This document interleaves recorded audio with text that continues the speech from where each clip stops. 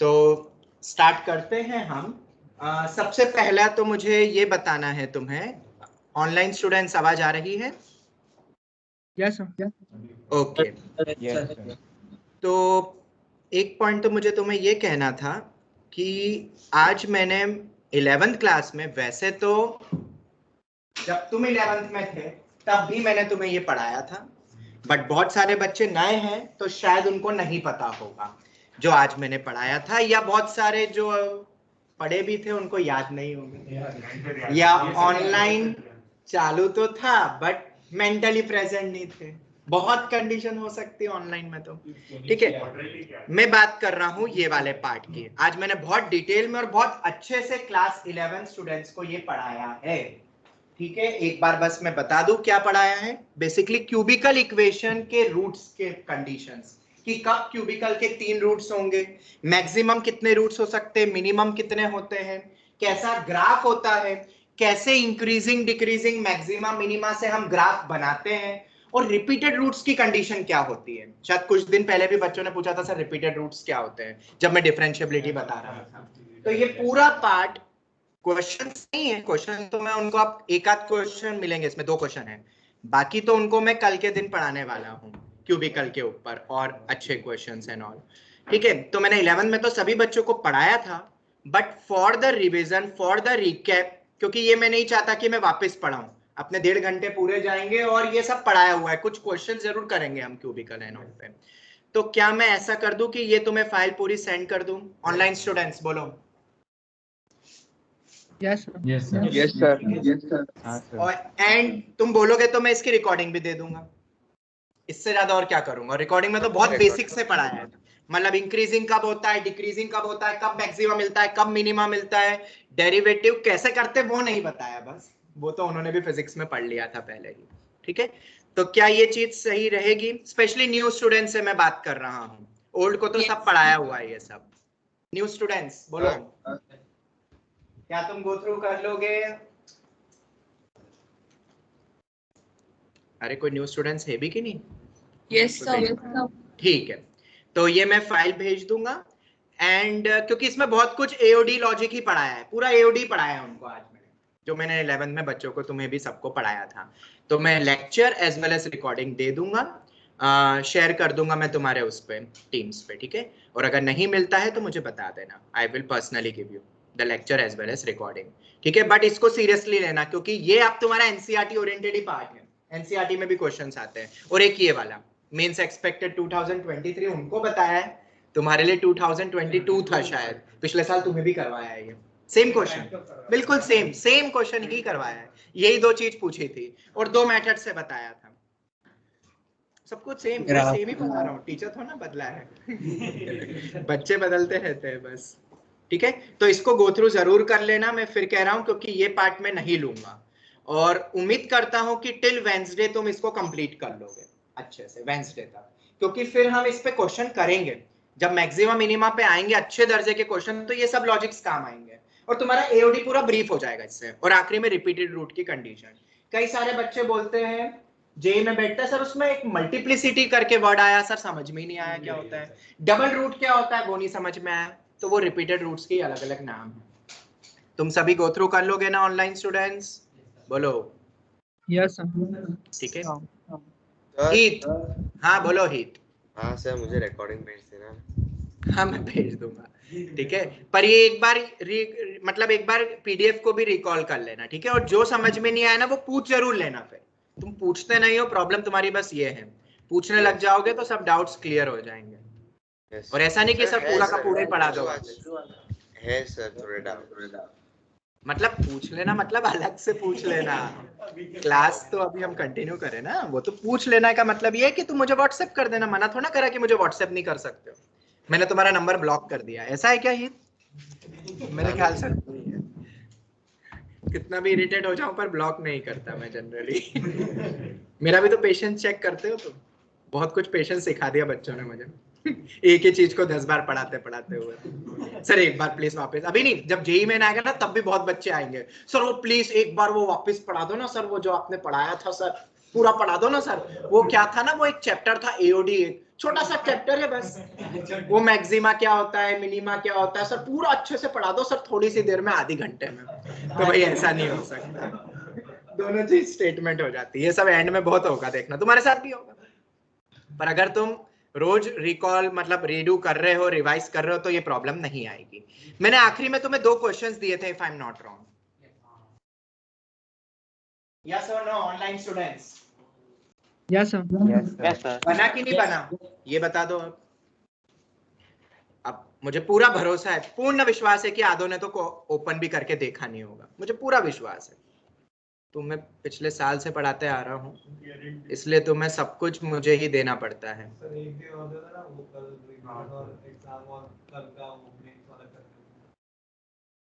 Copy, 1 minute. आज के lecture में मैं ऐड ऑन ही कर देता हूँ पहले 2 क्वेश्चन के सॉल्यूशन। शायद तुम फिर तो पढ़ ही लोगे, ऐसा मेरा मानना है। ठीक है, क्योंकि मैं जो भी काम तुम्हें देता हूँ तुम्हें लगता है वही आखिरी में करना है। किसी के कोई बच्चा उल्टा चलता है, टीचर ने बोला नहीं नहीं ये तो नहीं करूँगा, ऐसे भी होते हैं कुछ बच्चे। सर ने बोला कि ये जेई में आएगा, पक्का नहीं आएगा। सर ने बोला है तो पक्का नहीं आएगा। ठीक है, चलो तो ये 2 पार्ट है, देख लो एक बार। मैं एक बार रिकॉल कर देता हूँ वो पूरे पीडीएफ का ही, जो मैंने पिछले बच्चे के एक नोट से, पिछले साल के बच्चे के, उसी का ही सॉल्यूशन है। देख लो इधर। If ax plus by equal to 1 is the normal to the parabola y square equal to 4px, then prove that this equal to this. JEE main expected question of 2022. कैसे करना है? बहुत इजी है। क्या मैंने तुम्हें पैरामेट्रिक फॉर्म या slope form, दोनों में से कुछ भी हम यूज कर सकते हैं, y square equal to 4x के लिए बताया है? बिल्कुल बताया है। y plus tx is equal to 280 plus 80 cube. मैंने कल भी बोला था बेटा याद करके खत्म करो। तुम जितना पेंडिंग में रखोगे जेईई मेन बहुत नियर बाय है अब, और जो पढ़ के खत्म कर दोगे कि ये सर ने बोला है, आज पढ़ के रिवाइज करके खत्म कर दो, बस खत्म। ओके, याद हो गया, आगे बढ़ो। तुम आगे के लिए टालते हो कि जब एग्जाम आएगी तब पढ़ेंगे, वो 10th तक का अभी तक तुम्हारा वो साइकोलॉजी खत्म नहीं हुई। जब एग्जाम आएगा तब खुलेंगे, सब खुलेंगे नोट्स, कब खुलेगी शीट्स। तो बेटा बहुत कुछ पेंडिंग रह जाएगा। फिर y plus t x equal to 280 plus 80 cube, यहाँ पे a मेरा p है। फिर ax plus b y equal to 1 से क्या कर दिया? कंपेयर कर लिया। बस फिर तो क्या था, कंपेयर करते 2 चीज। हीत समझ में आया? तुम्हें नॉर्मल दी थी और मैंने लिख लिया। कंपेयर करना है, x का कोफिशिएंट दोनों का रेशियो डिवाइड होगा। मैंने कांस्टेंट को दोनों का आरएचएस में रखा, या तो सबको एलएचएस में ले जाओ, इक्वल टू 0 करो, फिर कंपेयर करो एक एक करके, ये आ जाएगा। फिर एक एक करके सॉल्व करो। पहले 2 को सॉल्व करोगे तो t आ रहा है a बाई बी, ठीक है। और सेकंड और थर्ड को सॉल्व करोगे तो उससे भी शायद t ये वाला रिलेशन आ रहा है, और t की वैल्यू अपन ने ऊपर से निकाल ली है, a बाई बी। यहाँ सब्स्टिट्यूट कर दिया, रीअरेंज करो, रिलेशन मिल गया। b is not equal to 0 दे देंगे अगर नहीं दिया है। ठीक है, समझ आ गया सभी ऑनलाइन बच्चों को? Yes, sir. चलो, अब यहाँ पे मैंने xy equal to a square type का तुम्हें दिया था, और शायद मैंने तुम्हें कहा था कि ये एक रेक्टेंगुलर हाइपरबोला है। ठीक है, इसकी इसेंट्रिसिटी √2 होती है, और इसका पैरामेट्रिक पॉइंट होता है ct, c बाई टी। अब ऑब्वियसली हम पॉइंट फॉर्म यूज नहीं करेंगे, यहाँ पे भी वही दिया टचेस द कर्व, मतलब ऑब्वियसली ये क्या दिया है? टेंजेंट। या तो कंडीशन ऑफ टेंजेंसी लगाओ, या टेंजेंट की इक्वेशन लिख के कंपेयर कर लो। हमने टेंजेंट की equation xy equal to c square के लिए नहीं पढ़ी, बट फिर भी हम बना सकते हैं। कैसे? हमें पॉइंट फॉर्म में बताया था, कोई भी 2 डिग्री कर्व की पॉइंट फॉर्म की इक्वेशन, x स्क्वायर को xx1, y स्क्वायर को ऑनलाइन स्टूडेंट्स बोलो, xy को क्या लिखते हैं? xy को क्या लिखते हैं?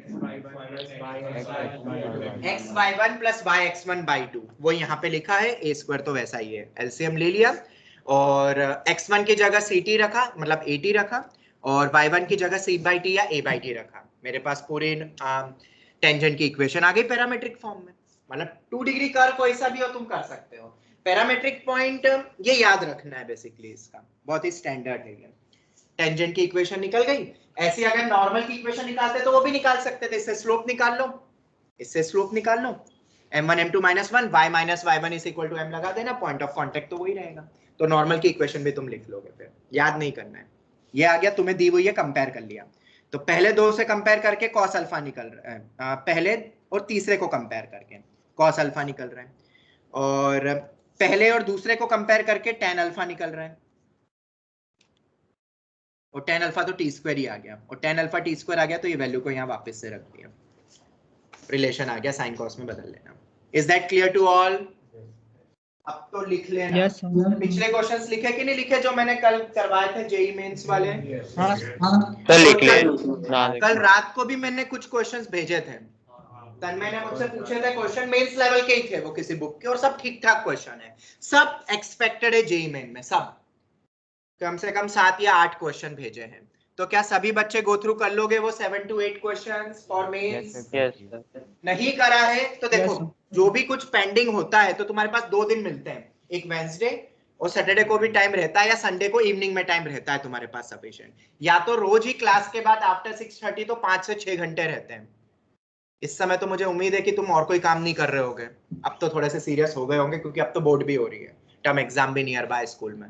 तो 7 o'clock से 1 o'clock तक भी अगर तुम पढ़ते हो तो 6 घंटे होते हैं, उनमें से 5 घंटे इफेक्टिव स्टडी मेरे ख्याल से हो सकती है।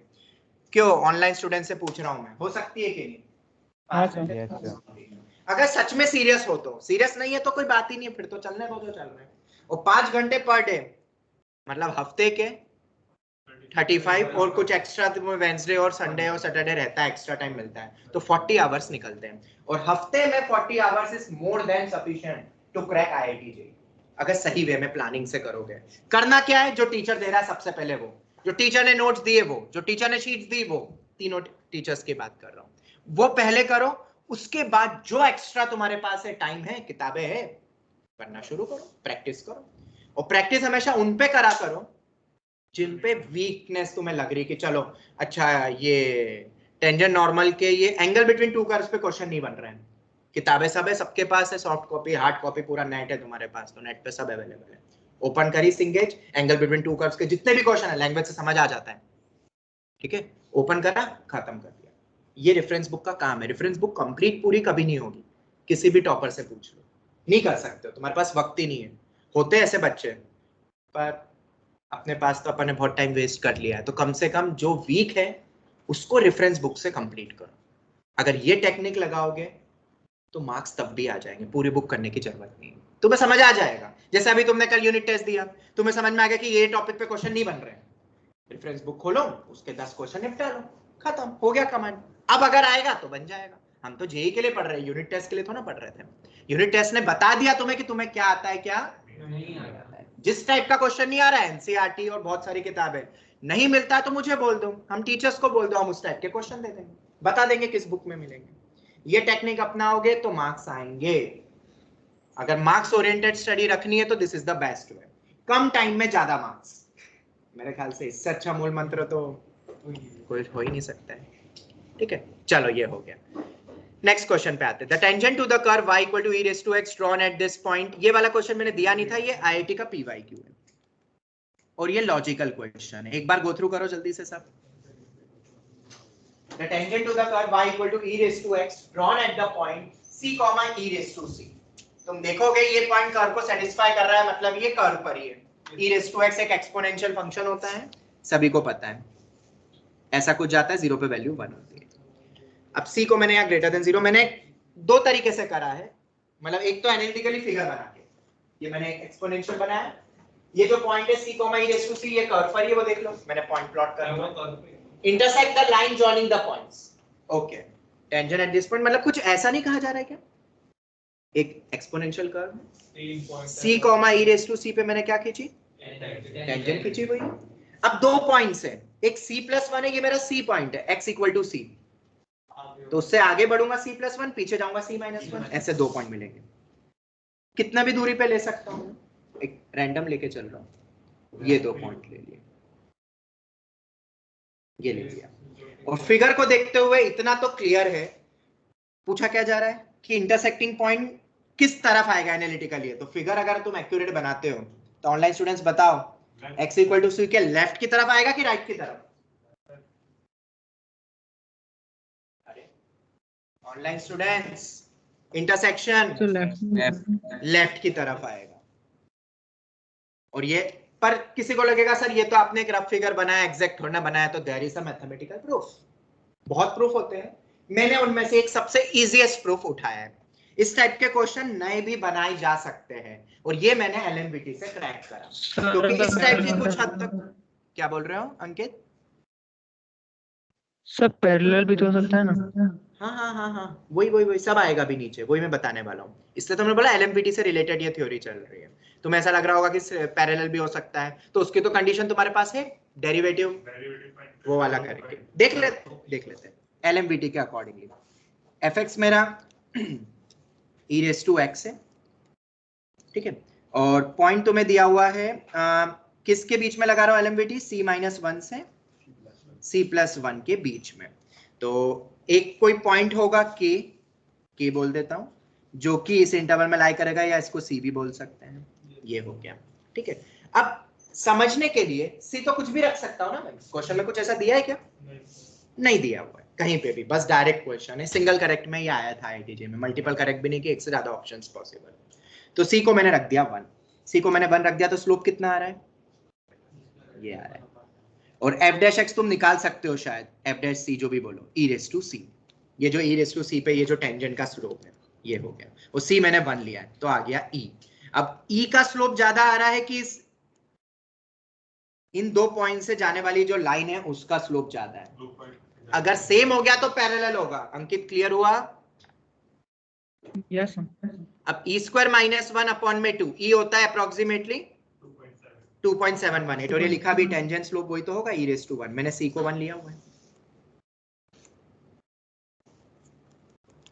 2.718, और ये आ रहा है 3.1। अब तुम खुद ही लॉजिकली बोलो किसका स्लोप ज्यादा है? 2 पॉइंट्स को ज्वाइन करने वाले का स्लोप ज्यादा है, तो कौन ज्यादा वर्टिकल होगा? ये 2 पॉइंट से जाने वाली लाइन। तो अगर वो ज्यादा वर्टिकल होगा तो कट आएगा, बिल्कुल आएगा कट। Yes sir. नीचे कट आएगा, ज्यादा इंक्लाइंड है। हो गया मैथमेटिकल प्रूफ हो गया। इससे बेस्ट और क्या प्रूफ होगा? और भी किताबों में दिए रहते हैं एग्जैक्टली सॉल्व करके। मैं बता देता हूँ और क्या तरीके होते हैं एग्जैक्टली अगर जाना है तो किताबों में दिए रहते हैं। हाँ ठीक है, अब एग्जैक्ट तरीका क्या है? बिल्कुल कोई भी c = 1 कुछ नहीं रखना है। तो सुनो ध्यान से,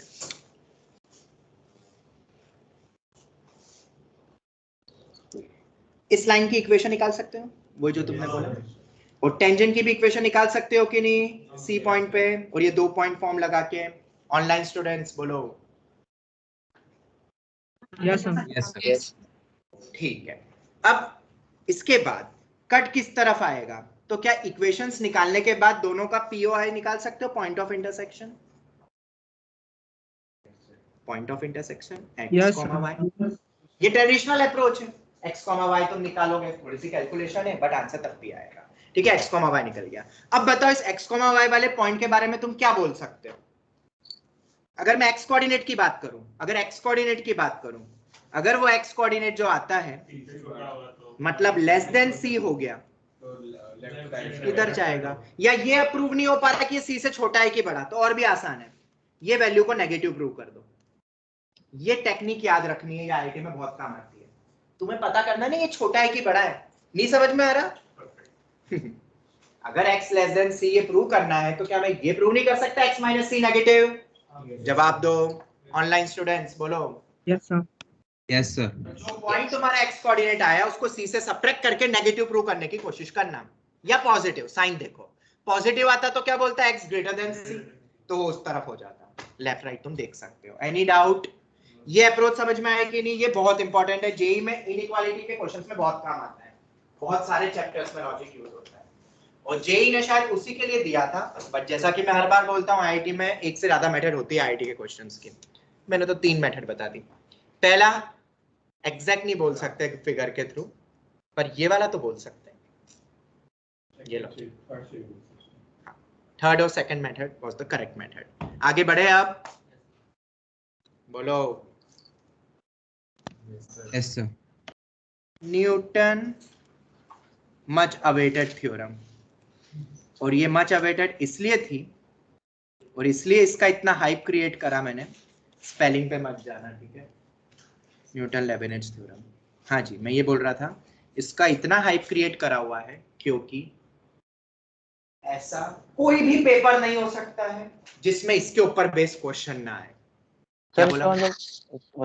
ऐसा कोई पेपर ही नहीं हो सकता जिसमें इस पे बेस्ड क्वेश्चन नहीं आए। मैं बात कर रहा हूँ जेई मेन के सभी शिफ्ट को मिला लो तो। अब तो क्या शिफ्ट होते हैं ना, पहले एक ही होता था, और पहले जेई मेन में ये सिलेबस में ही नहीं था, पर इस साल इस पे धड़ल्ले से क्वेश्चन आए, 5 से 6 क्वेश्चन आए अभी तक। तो जो मैं हर बार बोलता था ये JEE oriented advance oriented mains में सिलेबस में नहीं है, वो गलत हो गया। और उससे एक चीज और समझ में आ गया, anything can be asked in mains. कोई बच्चा पूछता सर मेंस में क्या करूं, मेंस में क्या करूं? कुछ भी कर सकते हैं, क्योंकि सब कुछ आ सकता है। ऐसा है, कुछ भी छोड़ोगे तो उस पे भी आ सकता है। हाँ बेटा, तो क्या लिखा तो वीआई के बाद क्या लिखा है? लेबिनेट का स्पेलिंग। अभी मैंने बोला स्पेलिंग पे मत जाओ, तुम स्पेलिंग क्या लिखी है? अब मेरे ख्याल से लेबिनेट्स ऐसी कुछ। सर वो हेडिंग लिख रहा हूँ ना, तो वो एक्चुअली पता नहीं चल रहा था। कोई नहीं, न्यूटन लेबिनेट्स थ्योरम ऐसा बोल दो, ठीक है? Yes sir. देख लेना यार, अब मेरे को स्पेलिंग याद नहीं आ रही, वरना मैं लिखवा देता, भूल गया। ठीक है, न्यूटन लेबिनेट्स थ्योरम, ठीक है? तो ये बहुत इंपॉर्टेंट है और जेई के पेपर में हर साल आएगा, हर साल इस पे क्वेश्चन आया ही है। और अब तो मेंस में 6-7 क्वेश्चन इस बार आ गए, तो मेंस के लिए भी एक्सपेक्टेड हो गया। अब क्या है ये जरा समझते हैं। प्रूफ नहीं बताऊंगा, प्रूफ किसी को अलग से समझना हो तो मैं दे दूंगा। इसका एप्लीकेशन बेस्ड प्रॉब्लम है, मतलब प्रैक्टिकली इसको प्रूव किया जाता है, बहुत बढ़िया प्रूफ है, इंटीग्रेशन पे बेस्ड ये रहता है, ठीक है? तो बाद में अगर तुम बोलोगे तो मैं इसका लिख के तुम्हें दे दूंगा प्रूफ। अभी बस हम अप्लाई करना सीखते हैं, क्योंकि इसका proof is not needed in any exam. देखो इधर ये बनाया मैंने एक सांप, सांप बोले तो इंटीग्रेशन आएगा, मतलब जहां भी तुम्हें डिफरेंशिएशन या अभी तक जितने भी तुमने क्वेश्चन में कहीं ना कहीं इंटीग्रेशन आया है, मतलब वो शायद न्यूटन लेबिनेट्स पे ही होगा मे बी, और तुम नहीं कर पा रहे हो। नीचे लिखो gx, ऊपर लिखो hx, और यहां पे लिख दो t dt। ये मैंने लिख दिया। तो जरा मुझे बताओ एक बार, ये किस टाइप का फंक्शन होगा? t में होगा कि x में आएगा? इतना तो इंटीग्रेशन सबको आता होगा कि t का फंक्शन है, t के रिस्पेक्ट में इंटीग्रेट कर रहा हूं, इंटीग्रेट करोगे, फिर अपर लिमिट माइनस लोअर लिमिट रखोगे, जहां जहां भी t है वहां पे ये फंक्शन ऑफ x आएगा। तो मैं ऐसा बोल सकता हूं कि ये पूरा फंक्शन कुछ फंक्शन ऑफ x होगा। यस और नो ऑनलाइन स्टूडेंट्स, जवाब दो। Yes sir. अब अगर तुम f ऑफ t का इंटीग्रेशन कर सकते हो तो बिंदास इंटीग्रेशन कर लो। क्या kx कैसे आया? बेटा ये माना एक फंक्शन ऑफ x होगा ना बेटा, कभी ये इंटीग्रेशन किया है from x to x plus 1 करा होगा ऐसा, मतलब t³/3 upper limit minus lower limit x में आएगा तो उसको फंक्शन ऑफ x बोल दिया, सिंपल, ठीक है? चल अब अगर मान लो तुम इसको इंटीग्रेट बहुत इजीली कर रहे हो तो इंटीग्रेट कर दो, ठीक है? हमें क्या करना है, हमें ये निकालना है। क्या निकालना है हमें? k'(x) इन टाइप के पार्ट को, इसीलिए तो ये AOD और डिफरेंशिएशन में तुम्हें इस पे बेस्ड क्वेश्चन मिलते हैं, क्योंकि मुझे इसको डिफरेंशिएट करना इस टाइप के सांप वाली चीज। और इंटीग्रेशन में जो लिमिट है वो वेरिएबल लिमिट है, कांस्टेंट नहीं है। कांस्टेंट का डेरिवेटिव कितना होगा? अगर ये लिखता हूं, यही दे दिया, चलो मान लो ऐसा क्वेश्चन दे दिया, अगर ये मेरा ऑब्वियसली कुछ f ऑफ x लिखते हैं, वैसे तो वो कांस्टेंट है, तो डेरिवेटिव कितना होगा? 100% जीरो होगा। क्यों? लिमिट रखने के बाद वो एक कांस्टेंट बन जाता है, यस सर। कांस्टेंट का डेरिवेटिव 0 होता है। पर अगर वेरिएबल लिमिट्स हैं तब ऑब्वियसली फंक्शन ऑफ x के फॉर्म में आएगा और मुझे डिफरेंशिएट करना है। तो मेथड नंबर 1, मेथड 1 सॉल्व करने का डेरिवेटिव सॉल्व करो और फिर डिफरेंशिएट कर दो। मेरे ख्याल से इसमें तो कुछ समझाने वाली चीज है नहीं, और अपन पूरा पढ़ने वाले हैं इंटीग्रेशन चैप्टर में कि कैसे इंटीग्रेट करते हैं। बहुत बड़ा चैप्टर है। जब डिफरेंशियल खत्म होगा कैलकुलस, फिर इंटीग्रल स्टार्ट होगा।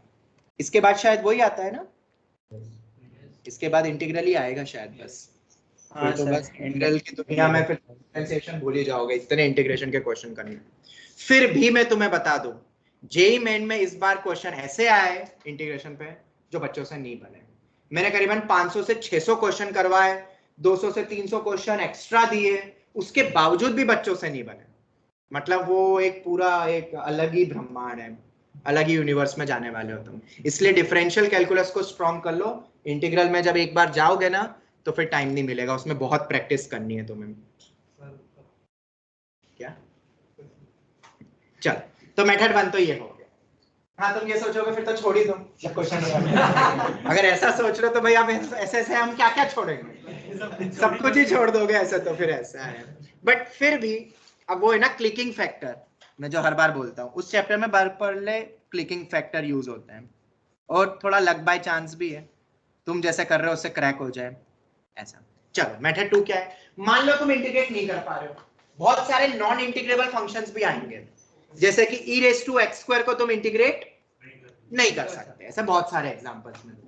तो क्या करेंगे, अप्रोक्सीमेट वैल्यू निकलती है, पर वो सब हाई लेवल का पार्ट है, वो हम उसमें नहीं जा रहे। ये हमारे लिए नॉन इंटीग्रेबल है इनडेफिनिट के तौर पे, इनडेफिनिट के तौर पे। तो अब क्या करें, हमें तो डेरिवेटिव करना है। तो डेरिवेटिव करने का एक डायरेक्ट तरीका बोला न्यूटन लेबनिज ने, दो अलग अलग साइंटिस्ट है बेसिकली। उन्होंने कहा हाँ हाँ वही आता है सब जगह, वो मैथमेटिशियन पहले था, फिजिशियन बाद में। चलो जहां जहां भी टी है वहां पे अपर लिमिट रख दो, इनटू अपर लिमिट का डेरिवेटिव, माइनस जहां जहां भी टी है वहां पे लोअर लिमिट रख दो, और लोअर लिमिट का derivative. This is nothing but k dash x, ये उसने कहा। प्रूव करना हो तो ये वाला क्वेश्चन ले लेना, इसको तुम इंटीग्रेट भी कर सकते हो, डेरिवेटिव भी फिर कर लोगे, और इससे भी लगा के देख लेना, आंसर सेम ही आएगा। तो क्या ये फॉर्मूला याद रख लो, बस यही है न्यूटन लेबनिज, और कुछ नहीं है। साथ वाले फंक्शंस, वेरिएबल लिमिट वाले फंक्शंस का डेरिवेटिव कैसे करते हैं, तो भाई ऐसे करते हैं, जहां जहां भी इनपुट है उसमें अपर लिमिट रखो, अपर लिमिट का डेरिवेटिव, अपर limit minus lower limit type करिए, फिर जहां जहां भी टी है वहां पे लोअर लिमिट रखो, लोअर लिमिट का डेरिवेटिव। याद कर लोगे ये, यस और नो जवाब दो। Yes. ओके, तो एक छोटे से क्वेश्चन में देख ले, अप्लाई करके ये ले ले, x से लेके x plus 1 T square D T. ये अगर मेरा fx दे दिया क्योंकि फंक्शन ऑफ x है, तो f डैश x क्या होगा। तो जहां जहां भी t है वहां पे अपर लिमिट रख दो, अपर लिमिट का डेरिवेटिव, माइनस लोअर लिमिट रखो, इनटू लोअर लिमिट का डेरिवेटिव। आ गया, x square plus 2x plus 1 minus 2x plus 1 आएगा। तुम करके देख लेना, खत्म क्वेश्चन। इंटीग्रेट करो, अपर लिमिट लोअर लिमिट रखो, और फिर डिफरेंशिएट करो, यही आएगा। अप्लाई करना आया एक छोटे से क्वेश्चन में। 45 क्वेश्चन शीट में 12th वाला है, तो अभी मेरे Sir, पास 20 question लिखा हुआ नहीं है कौन सा? तो 22 शीट वाला। 45 वो एक न्यूटन लेबनिज का क्वेश्चन है, उसमें देख लेंगे। चलो यहाँ तक कोई डाउट ऑनलाइन स्टूडेंट्स, बोलो। No sir. No sir. Offline students कोई डाउट? No sir. हाँ मैं ऑनलाइन ऑफलाइन ही बोलूंगा, ऑनलाइन बोले तो ऑनलाइन बोलना, और ऑफलाइन वाले बोले तो ऑफलाइन वाले, ठीक है। चलो तो ये f डैश x आ गया मेरा। अब हम क्या करेंगे, बस अब इस पे बेस्ड क्वेश्चन करेंगे, और क्या। हमने अप्लाई करना तो सीख लिया। सर इसकी कोई कंडीशन या कुछ है क्या?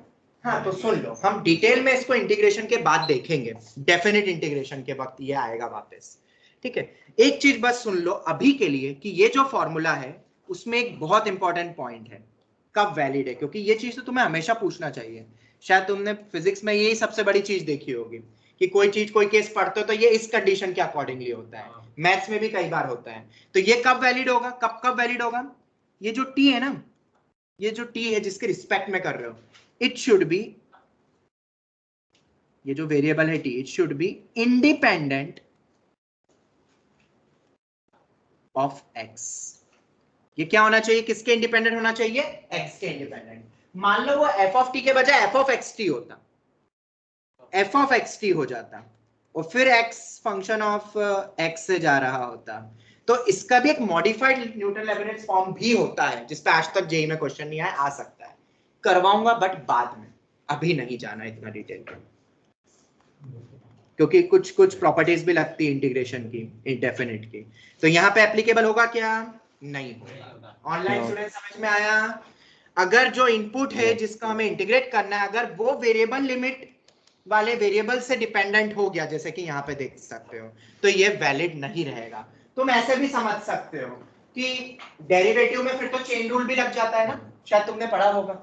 x के रिस्पेक्ट में हम क्या कर रहे हैं, x के रिस्पेक्ट में कर रहे हो, तो f ऑफ x t आ गया, तो यहाँ पे चेन रूल भी लग जाएगा, तो फिर तो पूरा फंक्शन पूरा इंटीग्रेट करना ही पड़ेगा, और फिर होगा। ये इंडिपेंडेंट था शायद यहाँ पे x पे, इसलिए ये लगा। ठीक है, तो कंडीशन सिर्फ एक है, ये भी बच्चों को पता नहीं रहती है कि कब कब वैलिड होता है न्यूटन लेबनिज़। मेरे ख्याल से अब तुम्हें सबको पता होगा, है ना? ऑनलाइन स्टूडेंट समझ आया कि नहीं कि क्या कंडीशन है? हाँ सर। इसमें ना कहानी में ट्विस्ट होता है जरा सा। आईआईटी जेई में वो जानबूझ के यहाँ t के बजाय x दे देगी, x dx, और लिमिट दे देगी t की टर्म्स में, तो कंफ्यूज तो नहीं हो गए ना? ये वेरिएबल का माया जाल है, इससे बाहर निकल जाना। ठीक है, कोई भी चीज वेरिएबल से मत रटना, ये मैंने शायद 11th में भी कहा था। वो बदल देते हैं, सब कुछ बदल देंगे, वो t के बजाय x लगा देंगे और लिमिट दे देंगे t की टर्म्स में। तो देख लेना, वो नहीं फील हो पाए तो तुम खुद बदल देना क्वेश्चन में, पहले x और t, और फिर रीचेंज कर देना एंड में, अगर ज्यादा वो लगता है तो। ठीक है, बट वेरिएबल चेंजेस करके आईआईटी जेई पूछती है, ताकि तुम थोड़ा सा कंफ्यूज हो जाओ। ठीक है, और कब लगता है वो मैंने बता दिया। अगर ऐसा आ जाएगा तो क्या करेंगे, will be discuss later on. चलो आगे बढ़ते हैं। इसका सबसे ज्यादा यूज जो होता है न्यूटन लेबनिज़ का, अभी तक जितना अपन ने पढ़ा और एलसीडी चैप्टर में, वो है जब हम लॉपिटल रूल लगाते हैं। जब भी हम लॉपिटल रूल लगाते हैं तो अपन को डेरिवेटिव करना पड़ता है ना, और अगर उसमें एक फंक्शन साफ वाला हो गया, साफ वाला हो गया, तो अब तुम्हें न्यूटन लेबनिज़ करके ही करना है। क्वेश्चन मिला क्या? ठीक है, अब एक आध क्वेश्चन बता देता हूं मैं इस पे। वो शीट वाले ही क्वेश्चन देख लेते हैं, एक शीट में है क्वेश्चन, हर किताबों में मिल जाएंगे इस पे बेस्ड क्वेश्चंस, तो तुम्हें इसमें नहीं मिले तो इंटीग्रेशन में तो गारंटीड मिल जाएगा। ठीक है, क्वेश्चन कर लेते हैं। ये एक्चुअली ना न्यूटन लेबनिज़ एनसीईआरटी में गिवन नहीं है। ठीक है, इसलिए मुझे पहले लगता था शायद जेईई मेन वाले एकदम डिटेल में इस पे क्वेश्चन ना पूछे, पर अब पूछने लग गए, क्योंकि आईआईटी के पीवाईक्यू में बहुत सारे क्वेश्चन हैं, और आईआईटी के पीवाईक्यू जेईई मेन में पूछे जाते हैं, तो रिपीट होने लग गए। देख लो, वरना मैं खुद बना लूं फिर क्वेश्चन। देख लो एक बार, तुम्हारे पास हो तो। चलो, जब तक तुम ढूंढ रहे हो तब तक मैं एक क्वेश्चन करवा देता हूँ। डायरेक्ट वेरीफाई, हाँ वो तो मैंने बताया ना, ये रहा मेथड नंबर 1, मेथड 1 ये रहा। आएगा, सेम आएगा, तुम्हें इंटीग्रेशन सीखना पड़ेगा फिर। सेम आएगा, हाँ डेरिवेटिव भी तो करना है। चलो एक क्वेश्चन मैं दे देता हूँ, बाकी देख लेंगे। एक छोटा सा क्वेश्चन जो शायद श्रेष्ठा तुम्हारा एक डाउट था ना, टेंजेंट एंड नॉर्मल का, अमितम अग्रवाल बुक का। यस, वही वाला ही देख रहे हैं अपन। 0 to x 2 times of mod of t dt which are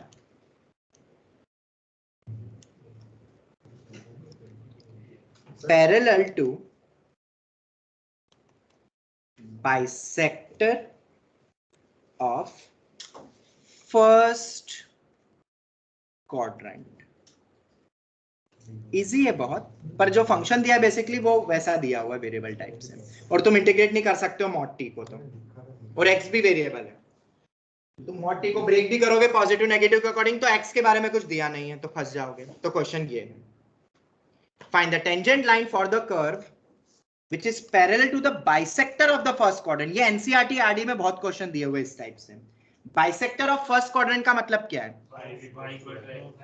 y equal to x। तो ये जो भी टेंजेंट लाइन मुझे बनानी है वो इसके पैरेलल है। ठीक है, फर्स्ट क्वाड्रेंट का बाइसेक्टर, फर्स्ट क्वाड्रेंट, तो स्लोप भी +-1 दोनों नहीं, स्लोप फिक्स हो गया। स्लोप कितना होगा?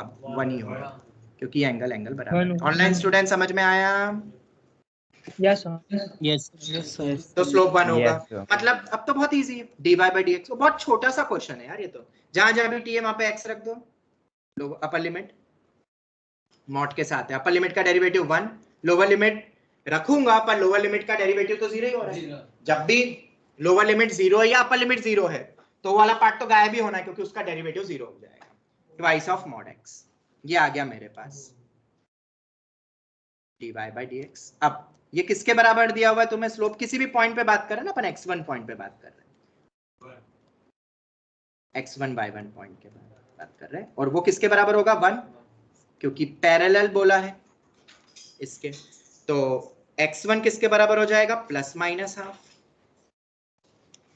तो अगर मैं x1 को हाफ लेता हूं तो y1 कितना होगा, तो अब y1 कैसे निकालेंगे, बहुत इजी है, point always satisfy the given equation.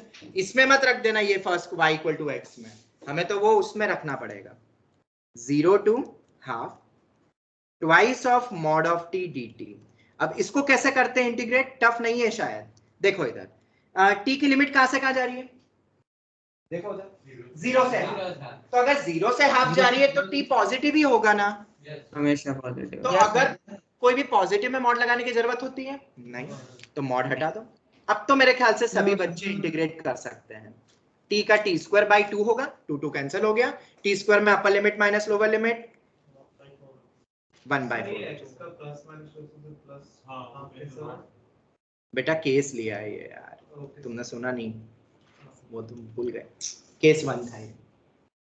अब केस 2, ये y1 आ गया ना, तुमसे tangent line on the curve पूछा था, तो एक पॉइंट आ गया हाफ कॉमा 1/4, ठीक है, ये पॉइंट है और स्लोप कितना है 1 है। तो क्या वो टेंजेंट की इक्वेशन लिख लोगे पॉइंट स्लोप फॉर्म, ये तो तुम्हें आती है। केस 2, x1 ले लिया मैंने माइनस हाफ, अगर x1 मैंने माइनस हाफ लिया तो y1 कितना होगा 0 से लेके minus half twice of mod t dt। तो 0 से लेके माइनस हाफ, अब 0 से लेके माइनस हाफ मतलब ये रिवर्स, ये पता है कि नहीं प्रॉपर्टी तुम्हें, अगर a से b fx dx है, ये लिख लेना, सब इंटीग्रेशन की प्रॉपर्टी है, तो इसको minus times of b to a fx dx भी लिख सकते हैं। मतलब ये डायरेक्शन इंपॉर्टेंट होता है, a से b जा रहे हो तो कोई भी जो भी वैल्यू है वो b से a में जस्ट माइनस टाइम्स हो जाती है। इट्स अ वेक्टर क्वांटिटी, ऐसे तुम याद रख सकते हो, डेफिनेट इंटीग्रेशन। हाँ एरिया वेक्टर हो गया, अगर सिर्फ एरिया बोलो तो वो पॉजिटिव ही होता है एरिया तो, पर ये वेक्टर लॉजिक का एरिया वेक्टर जो तुम बोलते हो बस बस परफेक्ट वही है, फिजिक्स में तुमने करा ही होगा यूज। तो a से b minus times of b से a भी लिख सकता हूँ। तो ये जो 0 से माइनस हाफ जा रहा है रिवर्स डायरेक्शन में, तो इसको ऐसे लिख सकता हूँ minus times of minus half से 0। बस ये प्रॉपर्टी याद कराने के लिए मैंने बताया, डायरेक्ट भी कर सकते थे। माइनस हाफ से 0 में तो शायद मॉड के अंदर का पार्ट, मॉड में कुछ भी हो वैल्यू, मॉड के अंदर के पूरा पार्ट क्या बन रहा है इस लिमिट में, नेगेटिव बन रहा है, t ऐसे नेगेटिव है तो माइनस से ओपन होगा, तो एक माइनस और आ जाएगा और माइनस माइनस प्लस हो जाएगा, 2 बाहर, t का कितना होता है t square by 2 minus half से 0, कितनी आ रही है वैल्यू 1/4 आ रही है। तो पॉइंट हो गया माइनस हाफ कॉमा 1/4 और स्लोप कितना है 1। तो क्या टेंजेंट की इक्वेशन निकाल लोगे, यहां से भी टेंजेंट इक्वेशन निकल जाएगी, मिल गया, इजी है। आपको देखा कि नहीं क्वेश्चन, ऑर्बिटल लगा उसके बाद देख लेते हैं, ज्यादा बड़ा तो नहीं है तो फिर बाद में करेंगे, कर ही लेते हैं यार ये वाला क्वेश्चन। थोड़ा बहुत इंटीग्रेशन आता है सबको, थोड़ा बहुत इंटीग्रेशन, यस सर, चलो ठीक है, थोड़ा बहुत आता है तो एक बहुत अच्छा क्वेश्चन कर लेते हैं जो कि मेंस न्यूमेरिकल टाइप में एक्सपेक्टेड है। खैर ये तो समझ आ गया सबको, टेंजेंट नॉर्मल में एप्लीकेशन इसका, यस सर, ठीक है, इजी है, टफ नहीं है, बस ये पहले से पता हो तो आसान है। देखो जिसको नहीं पता वो ऐसे क्वेश्चन कर ही नहीं सकता है, फिर जरा सी थ्योरी होती है 5-5 10-10 मिनट की। सर आपने कौन क्वेश्चन बोला था नोट्स में करा देंगे, हां जब कल का कल वाला 20 नंबर का क्वेश्चन तो ऐसा कोई था 20 नंबर आपने कहा देख लेते पहले, एक और कर ले इस पे, वो भी देख लेंगे क्या है। नेक्स्ट क्वेश्चन आगे, हाँ बेटा बोलो। अगर लिमिट हमारी माइनस से प्लस में होती तो फिर हम उसे दो बार, तो फिर हम उसे दो, बिल्कुल सही, बिल्कुल बिल्कुल, ये सब इंटीग्रेशन का पार्ट है, मैं बता देता हूँ। छोटा सा क्वेश्चन ले लेते हैं, तुमने जो पॉइंट अराइज करा उस पे भी अच्छे क्वेश्चन बनते हैं कंटिन्यूटी डिफरेंशिएबिलिटी में। तुम्हें थोड़ा बहुत अगर इंटीग्रेशन आता है तो मैं करवा सकता हूँ वैसे भी क्वेश्चन, क्योंकि इंटीग्रेशन लगता है एक्चुअली सब में। फिर जैसे मान लो -4 से 3 होता मॉड t dt, एक छोटा सा क्वेश्चन है, इसको कैसे इंटीग्रेट करेंगे, ये एनसीईआरटी का क्वेश्चन है बेसिकली। हाँ बिल्कुल, अब मॉड ऑफ t का क्रिटिकल पॉइंट होता है 0, t इक्वल टू 0 पे ही साइन चेंज हो गया, अगर 0 से आगे बढ़ोगे तो मॉड पॉजिटिव है, 0 से पीछे जाओगे तो नेगेटिव है। तो मॉड दो तरीके से ओपन हो रहा है, तो अपन इसको इंटीग्रेट नहीं कर सकते, नहीं डेरिवेटिव कर सकते हैं, तो पर इसको अपन स्प्लिट तो कर सकते हैं ना ऐसे, -4 से 0 और 0 से 3। ये तो पढ़ा होगा तुमने, शायद ऐसा करते हैं शायद, थोड़ा बहुत फिजिक्स में यूज हुआ होगा। तो -4 से 0 में TDT, और इधर भी आ जाएगा, इधर आज नहीं, इधर -TDT और यहाँ TDT, क्योंकि मॉड के अंदर की वैल्यू जिस भी इंटरवल में नेगेटिव हो माइनस से ओपन करो, तो यहाँ दोनों केस आएंगे। हो गया क्लियर बेटा? जिसका डाउट था ऑनलाइन में ऐसे करेंगे। बोलो ऑनलाइन स्टूडेंट्स, क्लियर है? Yes sir. Yes sir. एक देता हूँ एक क्वेश्चन, अगर तुम्हें थोड़ा बहुत बेसिक इंटीग्रेशन आता है ना, आज मैं दूंगा एक क्वेश्चन, LCD पे ही है पर इंटीग्रेशन करके दूंगा। चलो next, let L1 is equal to limit x tending to 0, 0 to x 1 plus cos t by x का होल स्क्वायर dt। लिख लेना JEE mains numerical type expected 2022। ऐसे क्वेश्चन आने लगे, क्योंकि दूसरा लिमिट x टेंडिंग टू 0, और ये तुम्हें उसमें नहीं मिलेंगे, जेई मेंस के PYQ में नहीं मिलेंगे ऐसे क्वेश्चन, ठीक है? IIT के उसमें मिलेंगे। इस साल के पेपर्स देखोगे तो तुम्हें मिल जाएंगे ऐसे क्वेश्चन जेई मेंस में। तुम्हें वैल्यू निकालनी है twice of L1 plus L2। ये मेरी शीट का एक, दोनों सेम ही है। अब नहीं होंगे। 42 क्वेश्चन बैंक वाली जो शीट है ना, उसका 22 क्वेश्चन है ये। मैं फिर कह रहा हूं मेरी शीट्स जरूर सॉल्व करना, और शायद मैंने हर सॉल्यूशन डिटेल में ही लिखे हैं, बस एक बार गो थ्रू करना है तुम्हें। नहीं होता है, नहीं ध्यान लगता है, तो मैं सभी बच्चों को बोलूंगा प्रिंट आउट निकालो, बेस्ट है, क्योंकि प्रिंट आउट करके जब शीट हाथ में आएगी तब तुम और अच्छे से उन पेपर्स को देखोगे। निकाल लिए प्रिंट? सब निकाल लिए? ये 22 42 वाले तो ये भी निकाल लो, फिर लिख लिए तो है ही सही, टाइम नहीं है तो प्रिंट निकाल लो, क्योंकि ये वर्थ है। मैं फिर बोल रहा हूँ ये वर्थ है, क्योंकि इन शीट से अगर 1-2 क्वेश्चन आएंगे तो पक्का आएंगे, और जब आएंगे तो 4 से 8 मार्क, मतलब 1000 से 2000 रैंक का जंप होगा। इसके लिए तो कर रहे हो यार, तुम जो कर रहे हो, तुम बहुत कुछ पैसा फालतू चीजों में करते हो, थोड़ा काम के लिए भी कर। क्या बोल रहे हो? तो क्वेश्चन बोल थोड़ा लिखना था। ये ठीक है, अब इसको कैसे करेंगे, अब क्या है? तो ये तो समझ में आ गया होगा दिमाग में कि न्यूटन लेविनेट्स आया कि नहीं आया, देख के आना चाहिए। Yes sir. और अगर न्यूटन लेविनेट्स दिमाग में आ रहा है तो फिर एक और चीज दिमाग में आना चाहिए, लॉपिटल पहले देखो तो लॉपिटल लग रहा है कि नहीं। लॉपिटल नहीं लगेगा तो गए काम से। तो लॉपिटल की कंडीशन पता है, या तो 0/0 या ∞/∞, दो में लॉपिटल लगता है, न्यूमरेटर को अलग, डिनोमिनेटर को अलग डेरिवेटिव। हमने 11th में तो पढ़ा ही था, 12th में भी रिवाइज किया था। तो सबसे पहले L1 उठाते हैं। मुझे बताओ ये इंटीग्रेशन तो t के रिस्पेक्ट में है, तो x तो कांस्टेंट है ना यहाँ पे देखा जाए तो, इंटीग्रेशन के रिस्पेक्ट में। ऑनलाइन स्टूडेंट्स तो बाहर निकाल लेते हैं, बाहर मतलब ऐसे निकालो उसको, तो थोड़ा तुम्हें फील होगा। फिर ये जानबूझ के ऐसे लिखेंगे, वो छुपा हुआ रहेगा। आंखों का धोखा बहुत होता है इन क्वेश्चंस में, मैं फिर कह रहा हूँ, हुआ है बच्चों के साथ। वो नहीं दिखता है, वो छोटा सा जो x या कुछ ऐसा रख देते हैं, हाँ, वो सब गड़बड़ हो जाता है। आंखों का धोखा तो आता ही है, बहुत फोकस होके करना है पेपर।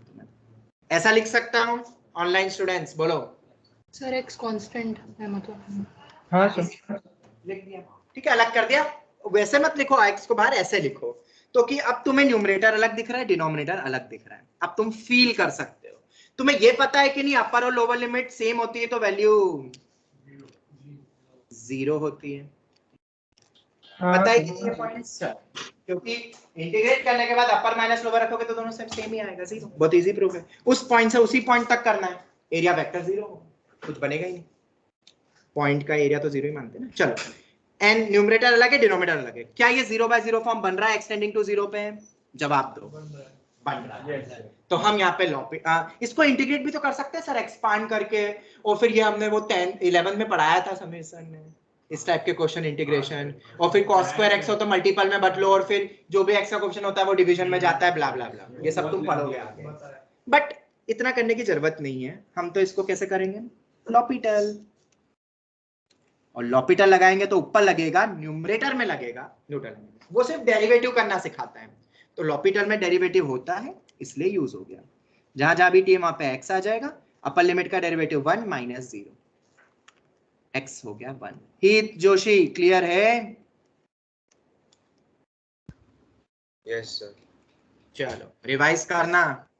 चलो एक्सटेंडिंग टू 0 पे वैल्यू बताओ, 4 आ रहा है कि नहीं? 4 छोटा सा क्वेश्चन, यस और नो जवाब।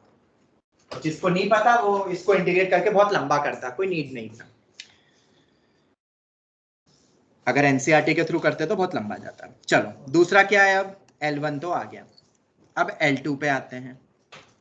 L2 क्या है? Limit x tending to infinity 0 to x 1 plus cos t का होल स्क्वायर, फिर से अपॉन में x अलग कर दूं, dt, ये लिख लिया। ओके, अब इसको कैसे सॉल्व करेंगे? तो पहले देखो कौन सा फॉर्म बनता है, मैंने तुम्हें कल भी बताया था, जब भी लिमिट पे क्वेश्चन है सबसे पहले देखो फॉर्म कौन सा है, वो तुम्हें बहुत सारी चीजें हिंट दे देगा। तो जब मैं x की जगह इंफिनिटी रखता हूं तो 0 टू इंफिनिटी बन रहा है, मेरे ख्याल से अब तो वैल्यू इंफिनिटी नहीं होगी, ऐसा है क्या? जरूरी है क्या कि 0 से इंफिनिटी में इसकी वैल्यू 0 है मतलब इंफिनिटी बनेगी? ऐसे हम डायरेक्ट नहीं कह सकते हैं अभी फिलहाल, वो तो इंटीग्रेट करके जब अपर लोअर रखेंगे, और cos t भी मेरा शायद -1 to 1 में ही होता है, तो हम गारंटीड नहीं बोल सकते कि ये इंफिनिटी पे जाएगा। हाँ, जहां इंफिनिटी आता है, क्यों ही याद है कि नहीं? फॉर्मूला तो नहीं रख सकता ना इसको, अपन उससे करते हैं सैंडविच से और आंसर आता है 0, बताया है। sin x मेरा -1 to 1, x से डिवाइड करो 1/0, तो सैंडविच लग सकता है। मतलब ये अगर दिमाग में आ गया तुम सही अप्रोच पे जा रहे हो, तुम नोट्स सॉलिड रिवाइज कर रहे हो। अब तो इसको करना ही पड़ेगा ना आगे, डायरेक्ट तो हम ये लगेगा ही नहीं, 0/0 फॉर्म है ही नहीं, इंफिनिटी बाय इंफिनिटी है ही नहीं, तो मैं लॉपिटल लगा नहीं सकता, लॉपिटल नहीं लगा सकता, न्यूटन लेबनिज लगेगा नहीं, तो इसको प्योर इंटीग्रेशन की तरह सॉल्व करो।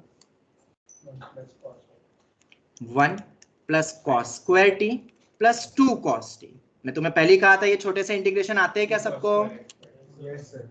तो समझ जाओगे, नहीं आते तो दिक्कत हो जाएगी, फिर मैं इसीलिए ऐसे क्वेश्चन करवा नहीं रहा था। आते तो फिर तो कुछ नहीं है। 1 का होता है x, cos स्क्वायर t पता है कितना होता है? 1/2। तुम्हें पता है 1 plus cos of 2t whole upon 2 होता है,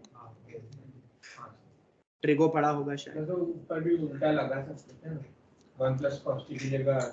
हाँ वो भी लगा सकते थे और फिर करके, वो भी एक तरीका है। बोलो ऑनलाइन स्टूडेंट, समझ ये याद है कि नहीं, पता है कि नहीं? हाँ सर वो cos 2 थीटा का फॉर्मूला। चलो आगे बढ़े, आगे बढ़े। Yes sir. चलो cos square t 1 plus cos of 2t whole upon 2 होता है, तो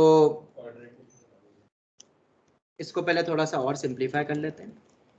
cos of 2t whole upon 2, तो एलसीएम लेंगे तो यहाँ 2 आ जाएगा, 1 प्लस cos ऑफ 2t, और ये 2 2 4 और एक 5 नहीं, ये तो t है ना, सॉरी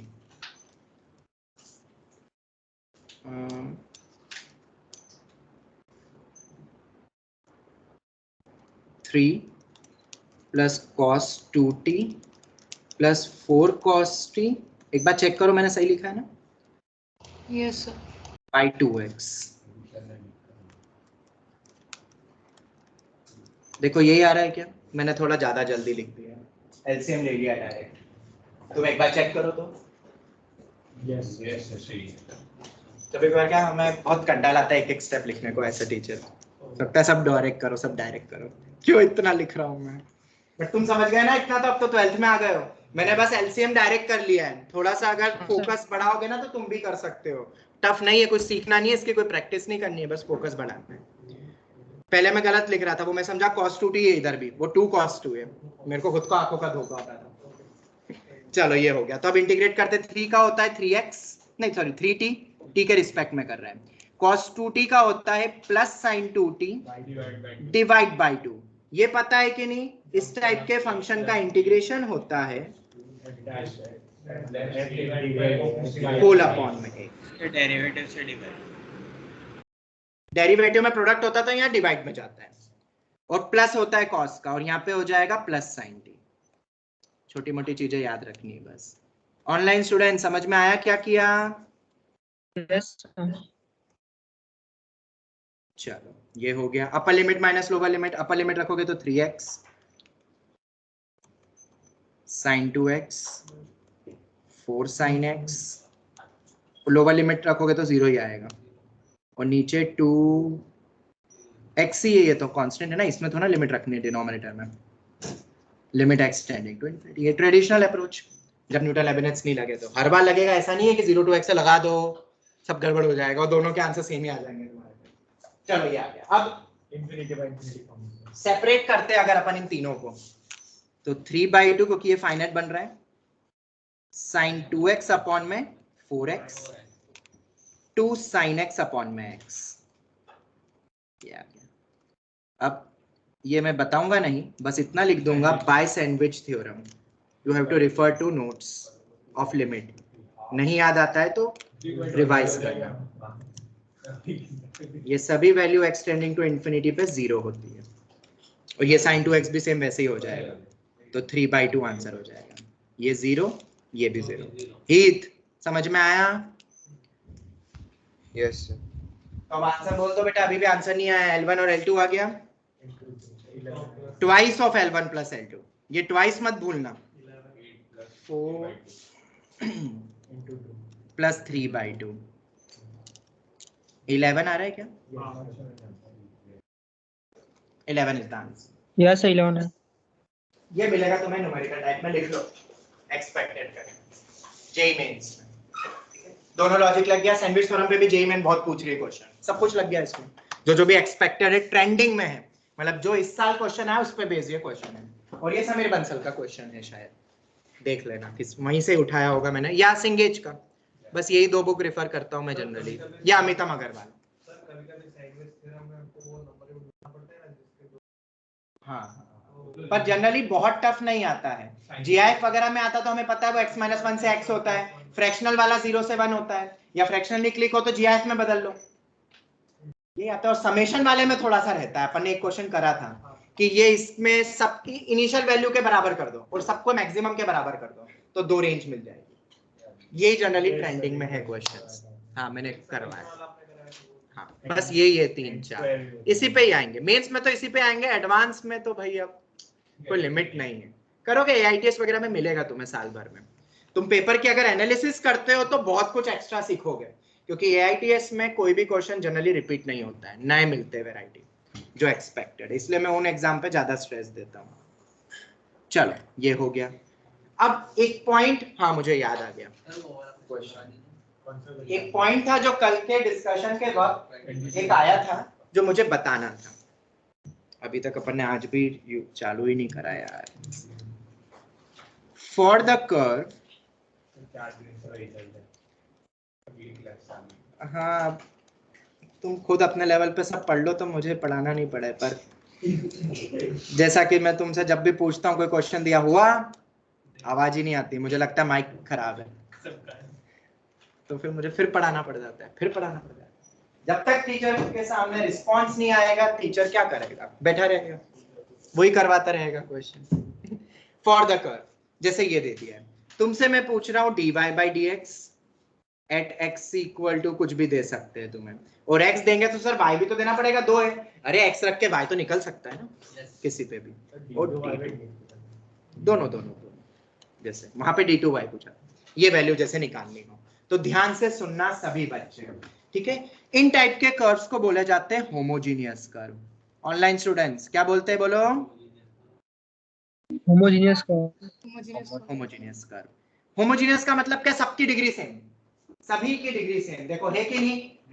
LHS देखो, RHS देखो, एक्सपांड करो, सबकी डिग्री 5 ही आएगी, डिग्री 5 है, और मैक्सिमम डिग्री 5 है। मतलब इसको हम कैसे पता करते हैं होमोजीनियस कर्व है कि नहीं? ये वो LCD वाली जो शीट दी ना, उसमें पूरी थ्योरी बताई हुई है, या तुम ऐसे भी देख सकते हो। इसको एक तरफ कर दो पहले, एक तरफ अगर अपन करते हैं इक्वल टू 0 जब बन जाए तो उसको f of x comma y बोल दो, ठीक है। अगर मैं x की जगह लैम्बडा x रखूं, ये पता करने के लिए सबको एक तरफ कर दो, इक्वल टू 0 कर दो, और फिर उसको f of x comma y बोल दो, क्योंकि एक्स और वाई यहाँ पे इम्प्लिसिट फंक्शन है, एक्स और वाई डिपेंडेंट है, अलग अलग नहीं है ना, तुम कर पाओगे। x को लैम्बडा x रखो, y को लैम्बडा y रखो। अगर ये रखने के बाद लैम्बडा पूरे बाहर आ जाए कुछ पावर n करके, और बाकी एज इट इज फंक्शन मिल जाए एज इट इज, तो हम बोलते हैं इट्स अ होमोजेनियस कर्व। और होमोजेनियस डिग्री भी बोली जाती है यहाँ पे। ये कहां पे डिटेल में आता है ये बेसिकली, और एनसीईआरटी ने कहा दिया हुआ है, एक चैप्टर आएगा आगे जाके डिफरेंशियल इक्वेशन, तब एनसीईआरटी ने इसके बारे में समझाया है यही तरीके से, पर ये यूज हो रहा है इसलिए मैं अभी पढ़ा देता हूं। जो n होगा ना उसको बोलते हैं होमोजेनियस डिग्री। गिवन इक्वेशन की डिग्री अलग होगी, वो 5 है अपन बोल रहे हैं मैक्सिमम डिग्री। यहाँ पे होमोजेनियस डिग्री कितनी है, ये गुड सीईटी का एक क्वेश्चन होता है। गुड सीईटी में हर साल एक क्वेश्चन आता है, होमोजेनियस डिग्री बताओ। एक तरफ करो, वो dy बाई dx में चलेगा, कैलकुलस में वो देखेंगे अपन डिफरेंशियल में, जो n लैम्बडा बाहर निकले जो पावर है वो। तो यहाँ पे चेक करते हैं, x को लैम्बडा x, y को लैम्बडा y रखोगे तो लैम्बडा रेज़ टू 5 बाहर निकल के f ऑफ x, y बन रहा है एज इट इज, बन रहा है कि नहीं, तो n हो गया 5। तो ये हमारा एक होमोजेनियस कर्व है। और अगर कोई होमोजेनियस कर्व तुम्हें मिल जाए तो तुम्हारी किस्मत है। और आज की क्लास जो सुन रहे हैं, कितने बच्चे सुन रहे हैं ऑनलाइन में, क्योंकि वही कर पाएंगे, वरना ये क्वेश्चन गया, एक क्वेश्चन माइनस कितने, 77 बोलने पे ही एक कम हो गया क्या 77। चलो, आई होप ये सभी बच्चे ध्यान से सुन रहे होंगे, आई जस्ट होप सो। तो अगर सुन रहे हैं तो आप जो पॉइंट बता रहा हूं वो लिख लेना, किताबों में नहीं मिलेगा, क्वेश्चन मिलेंगे जेईई में। होमोजेनियस इक्वेशन का dy बाई dx हमेशा कांस्टेंट आता है, ये बहुत इंपॉर्टेंट पॉइंट है, हायर मैथमेटिक्स का पार्ट है। और डबल डेरिवेटिव इसलिए देयरफॉर हमेशा क्या होगा, ऑलवेज, किसी भी पॉइंट पे तुमसे पूछ ले इन होमोजेनियस। तो मेरे ख्याल से क्या लगता है, क्या ये जेईई मेन में नहीं आ सकता है? अरे गारंटीड आएगा, गारंटीड आएगा। वो बच्चे लगे पड़े रहेंगे और बोलेंगे अरे यार, और लगे भी रहेंगे, क्यों, डिफरेंशिएशन तो सबको आता है। सबको ऐसा मिथ होता है कि 11वीं से स्टार्टिंग से पढ़ते आ रहे डेरिवेटिव, और क्वेश्चन जनरली मेंस में उन्हीं टॉपिक पे नहीं बनते, ये भी बता दो, जिस पे तुम्हें लगता है ये तो बहुत प्रैक्टिस करिए, जैसे इंटीग्रेशन मैंने बोला था थोड़ी देर पहले, डिफरेंशिएशन, वो पूछते ही ऐसा अजूबी चीज है, वो पूछेंगे सिर्फ एक बार बस, फिर थोड़ा रिपीट होता है। तो ये अभी तक पूछा नहीं है इसलिए याद रखना। तो यहाँ पे बेसिकली उसमें पूछा गया था ये फाइंड करना है किसी एक इनपुट पे, तो आंसर क्या हो जाएगा, 0। सर वो डिग्री और मतलब उसका जो इक्वेशन का डिग्री और होमोजेनियस डिग्री एक ही होता है? नहीं अलग अलग है तभी तो। अच्छा यहाँ सेम हो गई क्या, नहीं, अगर ये डिवीजन में होता तो 0 हो जाता, डिग्री 0। डिग्री कुछ भी हो सकती है, होमोजेनियस डिग्री फ्रैक्शनल भी हो सकती है, n can be any real number. अब तो समझ गए दोनों अलग अलग है। वो तो इक्वेशन की डिग्री अपन बोलते हैं, मैक्सिमम डिग्री लीडिंग कोएफिशिएंट की। ये होमोजेनियस कर्व की डिग्री है, ये अलग से एक थ्योरी है जो एनसीईआरटी ने भी दी और गुजरात बोर्ड में भी आता है। चलो खैर, ये बहुत इंपॉर्टेंट। हाँ बोलो बेटा। ये फॉर्म में आ गया तो मतलब वो होमोजेनियस कर्व है ऐसा, मतलब ये वाला अगर ऐसा बन रहा लैम्बडा रेज़ टू n वाला फॉर्म, बाहर निकल गया लैम्बडा, सबको एक तरफ करो, इक्वल टू 0 करो, फिर चेक करो, ये टेक्निक है। इसके ऊपर पूरा मैंने डिटेल में लिखा भी अच्छे से, जो 22 क्वेश्चन वाली शीट है ना उसमें है शायद, क्वेश्चन नंबर 20 ना, हाँ 20 क्वेश्चन है, तुम देख लेना वो उसमें है। चलो कोई डाउट?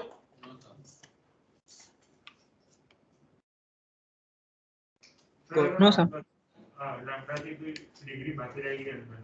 तो थोड़ा ना, फिर तो लगाओ दिमाग, वही लॉग लेके एंड ऑल पढ़ा है ना वो, तो ये तो एनसीईआरटी में भी दिए ऐसे क्वेश्चन। तो वो दिन शिंदे जी, आवाज आ रही है मेरी? शिंदे जी बोलो, आदित्य शिंदे आवाज आ रही है?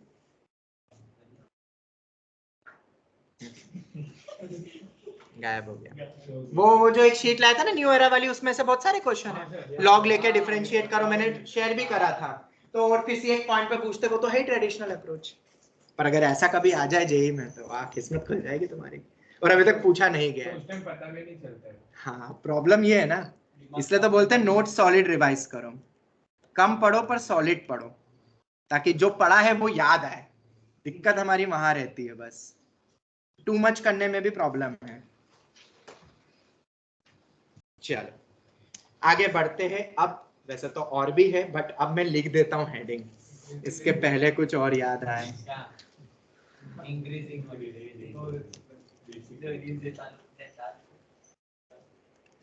डिक्रीजिंग फंक्शन,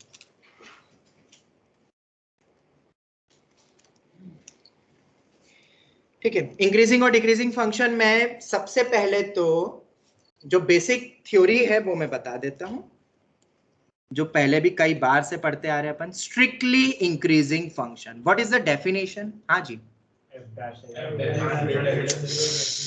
बोल देना वो वाली बात, सबूत दे दिया कि तुम मुझसे नहीं पढ़े हो। तुम बार बार वो सबूत दे देते हो कि तुम मुझसे नहीं पढ़ो, किसी और टीचर से। बेटा ये मेरा डेफिनेशन कभी नहीं बताई, जब तुम 11वीं में थे तो मैंने ये बिल्कुल नहीं बताई।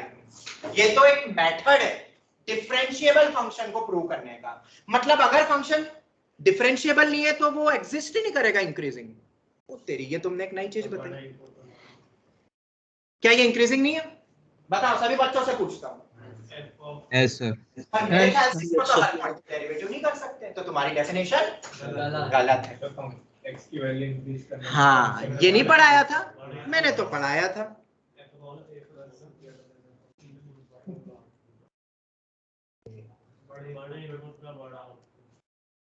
हाँ, ये x1 और x2 गिवन इंटरवल जिस पे बात हो रही है इंक्रीजिंग डिक्रीजिंग की, अगर उन सभी में x1 x2 इस इंटरवल में कुछ भी हो सकते हैं। अगर x1 बड़ा है तो f ऑफ x1 भी बड़ा होगा। ये डेफिनेशन है।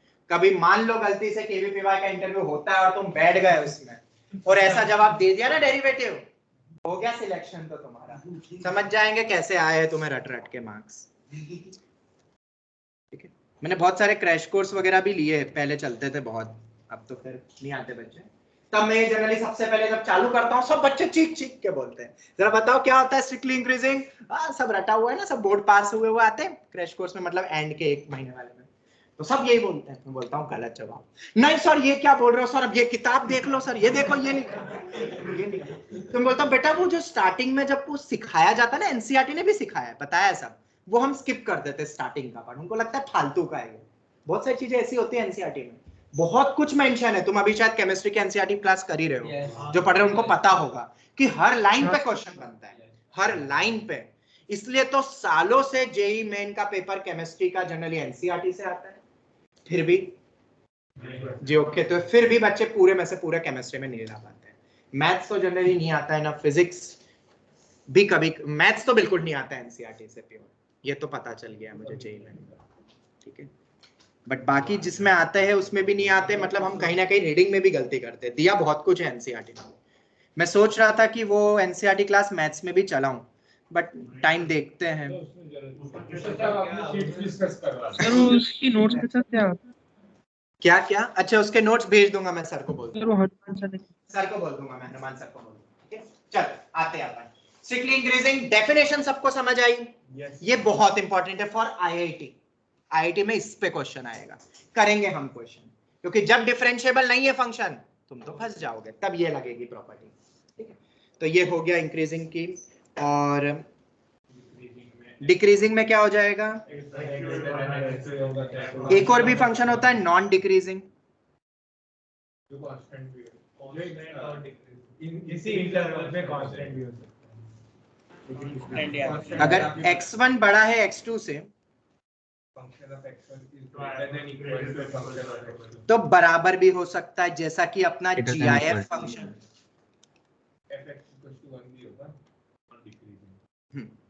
नॉन डिक्रीजिंग वो भी बोल सकते हैं, या बढ़ रहा है घट रहा है दोनों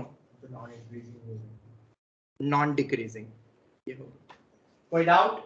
बढ़ भी रहा है और कांस्टेंट भी हो सकता है, तुम जो x1 x2 लो उस पर डिपेंड करता है। अगर इधर वाले x1 x2 ले लोगे बराबर है, इधर एक x1 एक ऊपर x2 तो बढ़ रहा है। ये हो गई non decreasing. Anyone having any sort of doubt?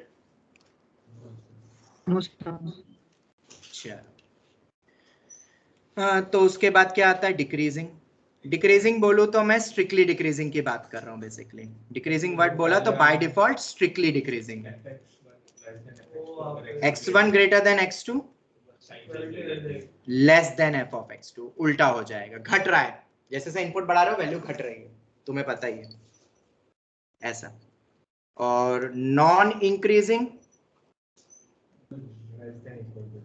Equality भी आ सकती है, उसके लिए कुछ नहीं करना, एग्जांपल माइनस बाहर कर दो जी एफ ऑफ एक्स, पूरा ग्राफ उल्टा हो जाएगा। हो गया नॉन इंक्रीजिंग का example, less than equal to f of x two. Anyone having any sort of doubt? Online students बोलो। No sir. चलो तो अब हम आगे बढ़ते हैं, क्वेश्चंस बहुत आएंगे, ठीक है। इसके बाद अब तुम जो बोल रहे थे डेफिनेशन, अगर फंक्शन डिफरेंशिएबल है उस पूरे इंटरवल में जिस इंटरवल में पूछ रहे हैं, तो कैलकुलस मेथड, जैसे मैंने 1-1 फंक्शन के वक्त भी बताया था, डेफिनेशन तो दी, फिर कैलकुलस मेथड से हम बहुत इजीली 1-1 फंक्शंस को देख सकते हैं। तब हमने पढ़ा था स्ट्रिक्टली इंक्रीजिंग स्ट्रिक्टली डिक्रीजिंग। जिस भी फंक्शन का डेरिवेटिव, अब यहां पे भी एक कहानी में थोड़ा सा ट्विस्ट आता है।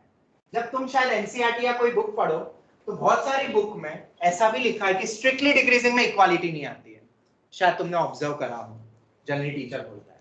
ये भी करेक्ट है, ये गलत नहीं है, दिस इज ऑल्सो ट्रू, इसमें भी स्ट्रिक्टली इंक्रीजिंग ही होगा। बट अगर ये बोलूं तो इसमें भी स्ट्रिक्टली इंक्रीजिंग भी बोलते हैं, ये भी करेक्ट है, उसका सबसेट हो गया, एक तरीके से सबसेट होता है। तो एनसीईआरटी में कई बार ये लिखा हुआ है तो गलत नहीं है, पर मैं प्रिसाइसली ये बोलता हूँ स्ट्रिक्टली इंक्रीजिंग के लिए। ऐसा ठीक है, जैसे ये दे दिया, अब हमें ऐसा लग रहा है सर ये तो नॉन डिक्रीजिंग में हो सकता है, इक्वालिटी 0 भी हो रहा है, तो अपन इसको समझेंगे डिटेल में कि कब वो इक्वालिटी नॉन डिक्रीजिंग में जाती है और कब ये स्ट्रिक्टली डिक्रीजिंग में जाती है, मैं आगे बताऊंगा। अभी के लिए बस तुम इतना समझ लो मैं ये क्यों बोल रहा हूँ, क्योंकि अगर मैंने फंक्शन मान लो y = x³ लिया, इनपुट बढ़ाओ तो आउटपुट बढ़ रहा है कि नहीं हर पॉइंट पे? मेरे ख्याल से बढ़ रहा है। देखो x1 बढ़ा लो x2 से तो y1 भी बढ़ा आएगा, गारंटीड आएगा। और इस पे डेरिवेटिव कितना आ रहा है? अब समझ में आ गया कि इंक्रीजिंग या डिक्रीजिंग में इक्वालिटी क्यों आती है? समझ आया कि नहीं? ये एक एग्जांपल है जिस पे तुम कोई भी क्वेश्चन कोई बोले कि नहीं ऐसा नहीं है, you can give the example, ये देख लो तुम्हारी डेफिनेशन गलत हो तो कंप्लीट अगर डेफिनेशन अगर कैलकुलस के थ्रू बोलना है तो इक्वालिटी भी आएगी। अब इक्वालिटी कब आती है, कब वो नॉन डिक्रीजिंग में बदल जाता है, वो मैं आगे तुम्हें नेक्स्ट क्लास में बताऊंगा, आज नहीं। अभी बस तुम इतना समझ लो, ये भी करेक्ट है जो किताबों में दिया रहता है। अब अगर f' लेस देन और इक्वल टू 0 कर दें तो स्ट्रिक्टली डिक्रीजिंग, या ये भी करेक्ट है, ऑल्सो करेक्ट, पर ये फिर से वही सबसेट हो रहा है ये, ठीक है। अब इसका एग्जांपल y = -x³, तुम देख सकते हो जस्ट उल्टा हो गया, देख लो इनपुट बढ़ा वैल्यू घट रही है, पर डेरिवेटिव तो लेस देन इक्वल टू 0 है। तो रीजन मिल गया कि क्यों इक्वालिटी आती है स्ट्रिक्टली इंक्रीजिंग, ठीक है। इधर नहीं आती इक्वालिटी, हम क्या बताऊं, कुछ कुछ बच्चे ना मिक्स कर लेते हैं। डेफिनेशन ये थी, डेफिनेशन में नहीं आती है, ये एक मेथड है, मेथड में आ सकती है नहीं भी आ सकती, वो हम आगे देखेंगे कब इक्वालिटी आ सकती कब नहीं। या तो कभी भी कंफ्यूजन हो तो मैं तो सबसे बेस्ट बोलता हूं क्या, इक्वालिटी वाले एंड पॉइंट्स को रख के चेक कर लो। जब तुमने कोई इंटरवल निकाला, तुम्हें लग रहा है कि जिस पे 0 हो रहा है वो इंक्रीजिंग में आएगा कि नहीं आएगा, रख के चेक कर लो। शायद मैंने पिछली बार भी बताया था, जहां क्लोज ओपन का तुम्हें गड़बड़ लग रही है और ऑप्शन दोनों है। अब सर बोर्ड एग्जाम में मान लो सब्जेक्टिव पेपर में मैंने इंटरवल कुछ लिखा इंक्रीजिंग डिक्रीजिंग का, मैंने क्लोज वाला लिखा, एनसीईआरटी में पीछे ओपन दिया हुआ है, तो बेटा वो भी करेक्ट है। क्लोज लगाओगे या ओपन लगाओगे दोनों करेक्ट ही बोला जाएगा, ठीक है। समझ आ गया सबको? गलत नहीं है, वो उसका सबसेट ही एक तरीके से। ऑब्जेक्टिव है तुम्हारा तो टर्म एग्जाम, हमारा कुछ नहीं है। अच्छा तुम्हारा नहीं, तो जैसा बोर्ड वो बुक में दिया वैसा लिख देना, एक बार तो खोल के देखोगे ना एनसीईआरटी, तो बस वैसा दिया वैसा लिख दो, पर तुम्हें पता होना चाहिए सही गलत क्या है। मार्क्स नहीं काट सकता है कोई, बट फिर भी स्कूल का टीचर काट देता है मार्क्स। हाँ बेटा बोलो। तो मैंने नेट लगा था अपना भी, वो क्या बताया वो चलता है। मैंने ये बोला कि क्लोज ओपन दोनों चल सकते हैं, ये लेस देन या less than equal to, okay. पर हमें जेई पॉइंट ऑफ व्यू ये याद रखना है। क्यों होगा क्या होगा इस पे मैं डिटेल डिस्कशन नेक्स्ट क्लास में कर लूंगा। तो क्या इस पे क्वेश्चन करें? अब तो ज्यादा कुछ है नहीं इसमें, इंक्रीजिंग डिक्रीजिंग ये सब पहले से ही पता था। तो अब ऐसा क्वेश्चन करते हैं जिसमें कि अभी तक मैंने जिस टाइप का बताया नहीं था। चलो लिखो, पहला ही क्वेश्चन एक्सपेक्टेड है 2023 2 में लिखना, इफ गारंटीड आएगा, गारंटीड मतलब जितने स्टार लगा लो उतने कम है, किस्मत की बात है खैर बस कि अभी इस साल नहीं आया हो, क्योंकि हर बुक में दिया है ऐसा टाइप का question.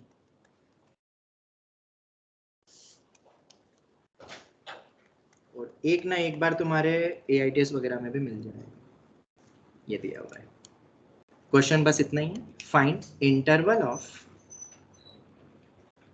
Increasing and decreasing of किसका, g ऑफ x।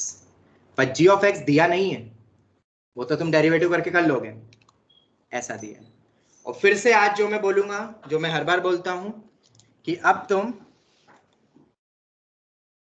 बहुत छोटा सा NCERT RD का तो सिलेबस, इंक्रीजिंग डिक्रीजिंग के हर क्वेश्चन कर सकते हो। कोई डाउट में आए you are free to ask, पूछ लेना मुझसे, ऑल सॉल्व्ड एग्जांपल। और आज इवनिंग में टाइम है तुम्हारे पास, और अभी कोई एग्जाम भी नहीं, यूटीबी हो गई है, अब नेक्स्ट AOD पे ही होगा जो एग्जाम होगा, तो ये रिवाइज कर लेना। और शायद AITS भी थोड़ा दूर है अभी, तो अच्छा वक्त है, अच्छा है कि तुम्हारे पास AOD को स्ट्रॉन्ग करने का टाइम है। मतलब नेक्स्ट UT जो होगा मैं उसके लिए बोल रहा हूँ, टाइम होगा अभी तो। हाँ, तो अब तुम्हारे पास वक्त है, तो जिसका जो पेंडिंग है, क्योंकि ये टॉपिक बहुत स्ट्रॉन्ग मतलब बहुत इंपॉर्टेंट है, इसलिए उन्होंने थोड़ा सा गैप भी रख दिया, AITS भी नहीं रखा, क्योंकि अगर इस पे प्रैक्टिस नहीं हुई AOD पे तो बहुत वीक हो जाएगा। IIT को बहुत पसंद है, मतलब ये चैप्टर मेजर पार्ट है, AOD सब लग गया इसमें, पूरा कैलकुलस लग गया, डिफरेंशिएशन, लिमिट, कंटिन्यूटी, डिफरेंशिएबिलिटी सब लग गया। हाँ बिल्कुल, F डबल डैश। और जो मैंने पढ़ाया नहीं है वो मैं पूछता नहीं, ये भी याद है, जितनी थ्योरी दी है उसी पे ये बेस क्वेश्चन है, अभी जितना बनाया, तो कुछ एक्स्ट्रा मत लगाना, कुछ भी गलत ट्रैक पे चले जाओ। और ये एक्सपेक्टेड है, ठीक है, जल्दी से फटाफट कर लो। इस टाइप का मिलता जुलता क्वेश्चन एक और दे दूंगा तुम्हें घर पे करने के लिए। फिर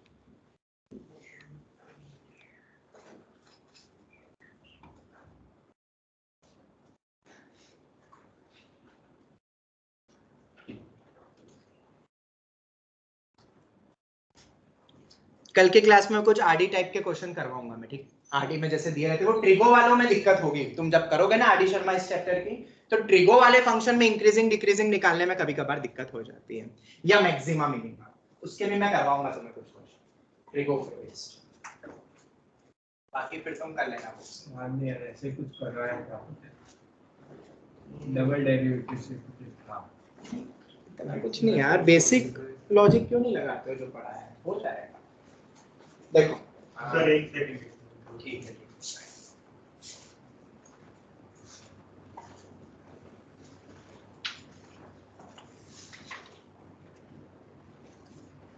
कल और परसों तुम्हारी फिजिक्स की क्लास नहीं होगी, ठीक है। सर को कुछ अर्जेंट वर्क से जाना है, तो सर पेपर शायद बनाने वाले हैं, ऐसा कुछ बोला था सर ने क्या, NCERT based paper term exam के लिए, ठीक है। तो सर बनाएंगे, वो तुम्हें अटेंड करना रहेगा। तो जो ऑनलाइन में जो आता है जिसका भी टर्न है, तो वो यहाँ आके बैठ के कर लेना, क्योंकि टाइम टेबल मेरे लिए थोड़ा टफ हो जाएगा कि पहला या तीसरा रखो। वो शायद ट्यूसडे को ले लेंगे क्लास, ऐसा है। मंडे को कल देख लेंगे, या तो मैं यहाँ पे या मैं वर्क दे दूंगा, अगर सर नहीं देंगे तो मैथ्स का तो बहुत है, शीट्स दे देना, दे देना, देख लेंगे कैसे करो।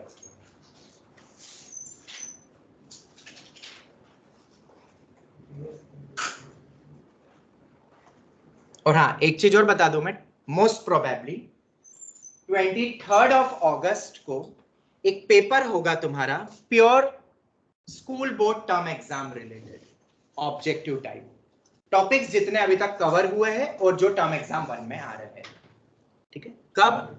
23 अगस्त को, ठीक है, क्योंकि कुछ पेरेंट्स का ये कंसर्न था, वैसे तो हम सब पढ़ा रहे, फिर भी उनको था कि कुछ उस पे भी बेस्ड करवाओ, न्यू पैटर्न पे। ठीक है, गुजरात बोर्ड में तो कोई पैटर्न आया नहीं है, पर वो भी दे देना, मोस्ट प्रोबेबली वो भी शायद वही फॉलो करे या उसी टाइप का मिलता जो वो मतलब अक्टूबर के बाद बताएंगे कि हमारा भी यही पैटर्न है। ठीक है, फिर भी ऑब्जेक्टिव सब्जेक्टिव वो पहले से ऑब्जेक्टिव तो पूछते ही आ रहे हैं स्टार्टिंग से। नहीं, फिर से ऑब्जेक्टिव रख लिया था, वो बहुत चेंजेस हुए। तो 23 अगस्त को तुम्हारा term exam school board related एक टेस्ट होगा जिसमें तीनों सब्जेक्ट होंगे, सब कुछ टॉपिक जितना अभी तक हमने कवर करा है, मतलब जो हम जेईई मेन के लिए ऑब्जेक्टिव्स करते हैं या जो भी तुम प्रैक्टिस कर रहे हो उसी टाइप के लेवल का रहेगा, और जो एक्चुअल आता है टर्म एग्जाम में जो मिलेगा वही पूछेंगे।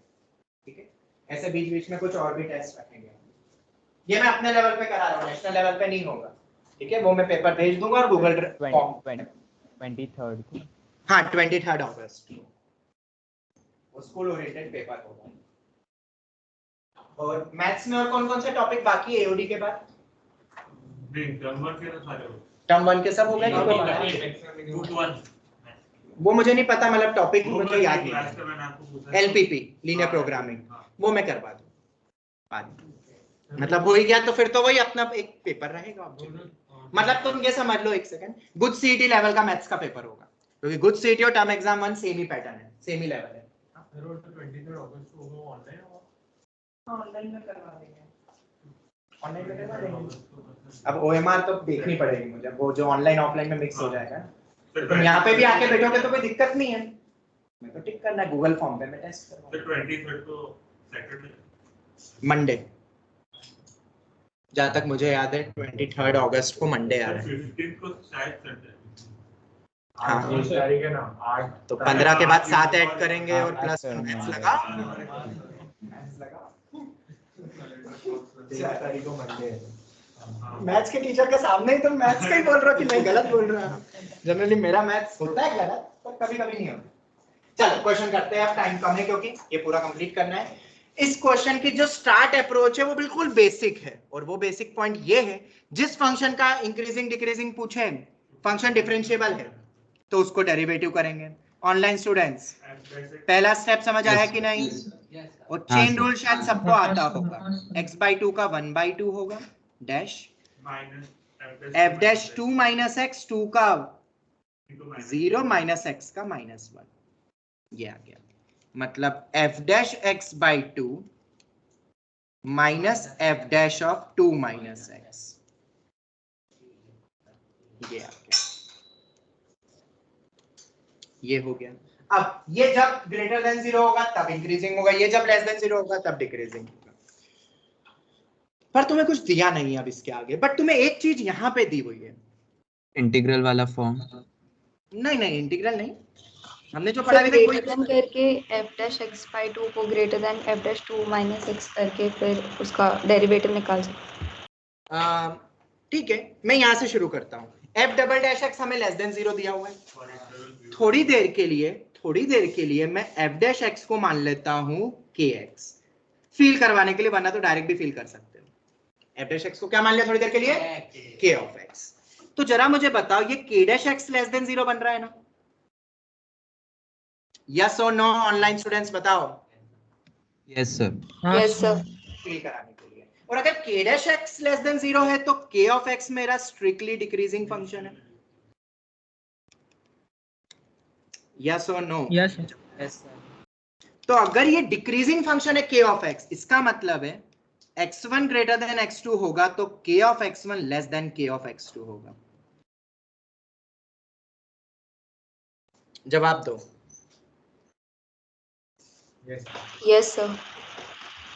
और यस ये मैं डायरेक्ट भी बोल सकता था वैसे तो, कि अगर f'(x) लेस देन 0 है तो f'(x) लेस देन 0 तो f'(x) डिक्रीजिंग होगा। डायरेक्ट भी बोल सकता था मैं, यहाँ तुम्हें दिख भी रहा है f'(x) मतलब k of x। दोनों तरीके से तुम समझ सकते थे, यहाँ थोड़ा आसान करने के लिए बताया। और डिक्रीजिंग फंक्शन की कुछ प्रॉपर्टी होती है, वो इस टाइप की होती है। ये कैसे भूल गए? k'(x) ना, अगर f'(x) मेरा kx है तो इसका डेरिवेटिव कितना होगा f'(x) का?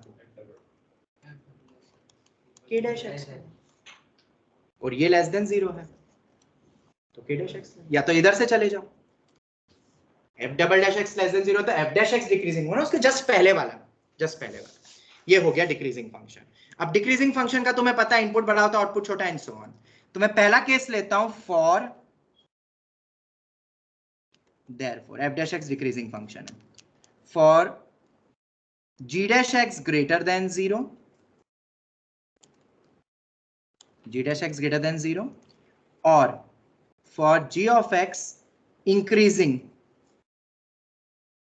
इंटरवल निकालना है मुझे, g ऑफ x का इंक्रीजिंग इंटरवल या g डैश x कब ग्रेटर देन 0 होता है। उसके लिए क्या कंडीशन होनी चाहिए, f dash x by 2 should be greater than f dash 2 minus x। Obviously जब वो बड़ा होगा तो एक तरफ लाओगे ग्रेटर देन 0 मिलेगा ना, रख के भी देख लो मतलब ग्रेटर देन 0 करके दूसरी तरफ ले गया। इसका मतलब क्या है, reverse property, s f dash x मेरा डिक्रीजिंग फंक्शन है, अरे तो बेटा रिवर्स भी तो बोल सकता हूं, आउटपुट बड़ा है, output 1 is greater than output 2, तो input 1 will be less than input 2। मेरे ख्याल से बहुत टफ नहीं है सोचना, मतलब x by 2 will be less than 2 minus, मेरे ख्याल से क्वेश्चन हो जाएगा। 2 तो पॉजिटिव है, क्रॉस मल्टीप्लाई कर दो, 3x less than 4, x less than 3/4, तो हमें आंसर लगता है x, हाँ अरे कर दे, कोई वो नहीं। अब हमें ऐसा लगता है कि आंसर क्या होगा, और ये गारंटीड ऑप्शन में होगा, 0 से 2 में पूछा है ना, इंटरवल 0 से 2 में। Very good, read the question carefully. वो जानबूझ के वो एक अलग से छोटा सा डोमेन खुद क्वेश्चन में दे दिया, और वो ये है कि फंक्शन सिर्फ इसी में डिफाइंड है, फॉर ऑल, उल्टा है मतलब for all, x belongs to 0 to 2, तो एक्चुअल इंटरवल कौन सा होगा, 0 to 4/3। 4/3। इसमें फंक्शन डिक्रीजिंग है, gx क्या है, डिक्रीजिंग है। अब सेम लॉजिक से उसको तुम जब लेस देन 0 करोगे, मतलब f g डैश x, एक सेकंड, हाँ, मैंने ध्यान नहीं दिया, इसमें इंक्रीजिंग लिया था ना मैंने, g डैश x इंक्रीज होगा तभी तो ये आया, और f डैश x डिक्रीजिंग था, सॉरी, तो gx तो कौन सा इंटरवल आया है, इंक्रीजिंग का है। तो गारंटीड अगर मैं सॉल्व नहीं भी करूं तो भी सिमिलरली मैं इतना तो कह ही सकता हूं कि अगर इतने पार्ट में इंक्रीजिंग है तो 4/3 से 2 में तो क्या होगा, डिक्रीजिंग। और प्रूफ कैसे करोगे, इजी है, इसके लिए क्या करना पड़ेगा तुम्हें, f dash x by 2 negative होना चाहिए ना, वो g dash x less than 0 होना चाहिए, उसके लिए f dash x by 2 should be less than f dash 2 minus x होगा, तभी लेस देन 0 आएगा, और उसके बाद therefore x by 2 should be greater than 2 minus x। क्यों, क्योंकि f डैश x क्या है, वो तो डिक्रीजिंग दिया हुआ ही है ना, इनपुट आउटपुट बदलेंगे। प्योर लॉजिक जो हमने अभी पढ़ा उसका सबसे बेस्ट यूसेज है मेरे ख्याल से, एक डेरिवेटिव और इनपुट बड़ा तो आउटपुट बड़ा, इससे अच्छा और कोई क्वेश्चन हो नहीं सकता इस लॉजिक को समझने के लिए। तो इंटरवल आ जाएगा 4/3 से 2, इन्फिनिटी तक जाएगा बट वो लेंगे नहीं। अब 4/3 पे क्या होगा, तो उसको किसी में भी ले सकते हो। अब देखो कोई ग्राफ ऐसा जा रहा है, 0 से 4/3 में बढ़ा और 4/3 से में घटा, तो इससे एक चीज और क्लियर हो रही है, क्या 4/3 मेरा एक मैक्सिमा पॉइंट होगा, ये भी समझ आ रहा है, ये भी पूछ सकते हैं, ये ना देते हुए इंक्रीजिंग डिक्रीजिंग ना पूछते हुए किस पॉइंट पे मैक्सिमम मिनिमम आ रहा है या जो भी कंटेंट हो रहा है, तो ये होगा, और उस पे जो भी वैल्यू होगी वो मैक्सिमम वैल्यू होगी। तो अब तुम 0 से 4/3 क्या मतलब डिफरेंशिएबल है, फंक्शन डिफरेंशिएबल है, ओके, वो शार्प हो कैसे। अब 0 से 4/3 क्लोज लिखो या ओपन लिखो या एक क्लोज एक ओपन लिखो, सभी में इंक्रीजिंग ही बोलेंगे ना। yes, sir. तुम ये इंटरवल लिखो यस या ये लिखो जैसे अपन ने यहाँ निकाला है जो, या एक क्लोज एक ओपन लिख दो, सब में वही इंक्रीजिंग है, एंड पॉइंट्स को तो क्लोज ओपन में कहीं पे भी लो उस पॉइंट तक, और ऐसे इसमें डिक्रीजिंग में भी ये फिगर है, ये भी याद रखना, ठीक है। ये क्वेश्चन खत्म हुआ। अब इस टाइप के कुछ और क्वेश्चन देखो, मुझे वक्त मिलता है तो मैं तुम्हें ग्रुप में भेज दूंगा, ट्राई कर लेना क्योंकि टाइम हो चुका है। तो आज की क्लास रिवाइज जरूर करना, बहुत सारी चीजें शायद आज हमने देख ली। इंक्रीजिंग डिक्रीजिंग पे एक क्वेश्चन, एक होमोजेनियस, न्यूटन लेबिनिट्स, और उसके पहले वो जो क्वेश्चंस दिए थे वो देख लिए, ठीक है। चलो, तो अरे बंद भी हो गया। सर हाँ बेटा बोल। सर आप आज कब फ्री होगे? मैं इवनिंग में तुम्हें कॉल कर लूंगा जब फ्री होऊंगा, ठीक है। Okay sir, thank you sir. Thank you very thank you much. So much. Thank you sir, bye. Thank you.